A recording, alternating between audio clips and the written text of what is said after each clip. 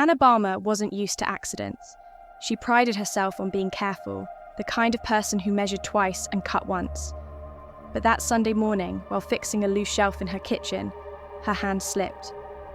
The hammer she was using missed its target and smashed into her index finger. A sickening crunch shot through her bones, followed by a wave of pain that made her stomach churn. She wrapped her hand in a dish towel, grabbed her keys, and drove herself to St. Jude's Hospital. The emergency room was packed. The waiting area smelled of antiseptic and fear. A nurse at the triage desk took a quick look at her injury, barely concealing a yawn. "Non-urgent," the nurse said. "Take a seat, hun." Anna sighed and slumped into a plastic chair in one of the medical cubicles. The walls were thin, curtains offering a flimsy illusion of privacy. She scrolled through her phone, trying to ignore the moans of the sick and injured around her. Then, the doors burst open. An ambulance team rushed in, wheeling a stretcher down the hall. On it lay a woman thrashing against her restraints, her body convulsing as she screamed. Anna turned her head, curiosity overriding her pain. The woman's voice was raw with hysteria. "He wasn't human. He wasn't human. The guy I made love to wasn't human." Her wails cut through the ER like a serrated blade. The medics exchanged nervous glances. One of them, a young man with dark rings under his eyes, spoke to a nearby doctor. "Her vitals are bizarre. Heart rate spiking past 200, blood pressure unreadable, and her skin..." He trailed off. The woman's body jerked violently, and she let out a guttural moan. Anna flinched as she watched the woman's skin change. It shimmered, darkening, as though a shadow slithered beneath it. Then, horrifyingly, it started to dissolve. Anna pressed herself against the cold metal of the examination table. The woman's body had become translucent, her features melting away into a clear, viscous jelly. Through the shifting mass of her dissolving torso, something moved, a solid shape, black and writhing. It pulsed, pushing against the outer layers of her flesh, or what had once been flesh. The doctor stepped back, horrified. The thing inside the woman twitched, and then, with a sickening crack, her body split open. From the mass of liquefied flesh, something emerged. It was about the size of a child, with elongated limbs that bent unnaturally. Its skin was smooth and grey, stretched too tightly over its bones. Black, lidless eyes darted around the room, reflecting the harsh hospital lights. A slit of a mouth parted, revealing jagged teeth. Then it shrieked. The scream was a high-pitched, inhuman wail that shattered glass and sent everyone reeling. The doctors stumbled backward, and one of the nurses collapsed to the floor, her hands clamped over her ears. The creature leaped from the remains of the woman, landing on all fours. It sniffed the air, its head snapping toward Anna's cubicle.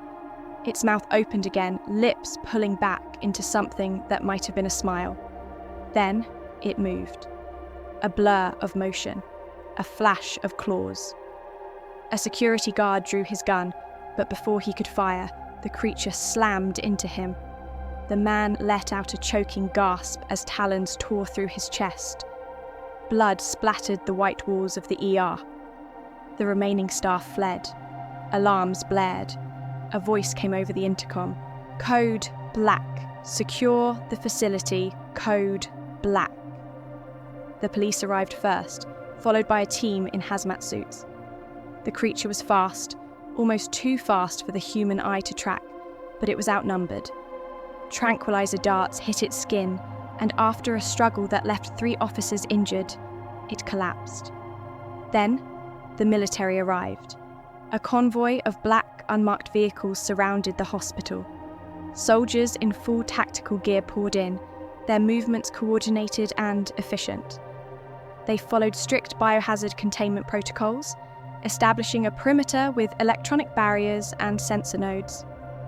Within minutes, The ER was divided into quarantine zones, each assigned to a separate tactical team. A commanding officer, his face hidden behind a gas mask, barked orders through a radio. All non-essential personnel, hands where we can see them. No one leaves without clearance. Medical staff were ushered into separate holding areas, each subjected to immediate screening. Anyone exposed to the creature was restrained and given a full-body decontamination scrub. The air was filled with the acrid scent of disinfectants, and the hum of scanning devices echoed through the halls. The creature was secured inside a reinforced containment pod, its body strapped down with titanium restraints. Scientists in sealed hazmat suits hovered over it, analysing its vitals through high-tech monitoring devices. Infrared thermal scanners mapped its fluctuating body temperature, while biometric sensors captured erratic neural activity. Advanced spectroscopy units attempted to identify the chemical composition of its skin, revealing unknown organic compounds. Meanwhile, a neural interface device was deployed, a cutting-edge technology designed to pick up electromagnetic pulses from its brain. The readings were erratic, displaying a pattern of energy spikes unlike anything recorded in known species. One of the scientists murmured, "It's like it's thinking on multiple wavelengths at once." What unsettled Anna the most was the speed and efficiency of the operation. It was as if the military had prepared for this exact scenario. The way they executed their procedures, the specialized equipment they used, none of it seemed improvised. They had done this before. They had seen something like this before. Meanwhile, intelligence agents scoured the hospital's security footage, wiping records and confiscating devices. "No leaks," one of them muttered. "This never happened." Anna barely registered the containment efforts. She sat frozen, her broken finger forgotten. The hospital transformed into a war zone around her, but she was trapped in her own mind, replaying the image of the woman dissolving, of the creature's grin, of the sound of its scream. They locked down the entire ER. Everyone inside was questioned, their personal belongings confiscated. Anna sat in a stark white room, a government official with unreadable eyes watching her from across the table. "You will not speak of this," he said. His voice was calm, but the threat was clear. "You were here for a broken finger, that is all. Do you understand?" Anna nodded, because what else could she do? They released her hours later, her hand hastily bandaged, her phone returned without its SIM card. As she stepped outside, the hospital behind her still under heavy quarantine, she felt like she had walked out of a dream. Or a nightmare.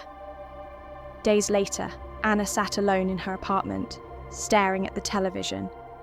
The news reported nothing about the incident.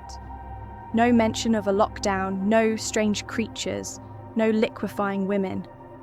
But late at night, when the wind howled through the trees, she sometimes heard it. The distant echo of that terrible, inhuman shriek. And she knew. It was still out there,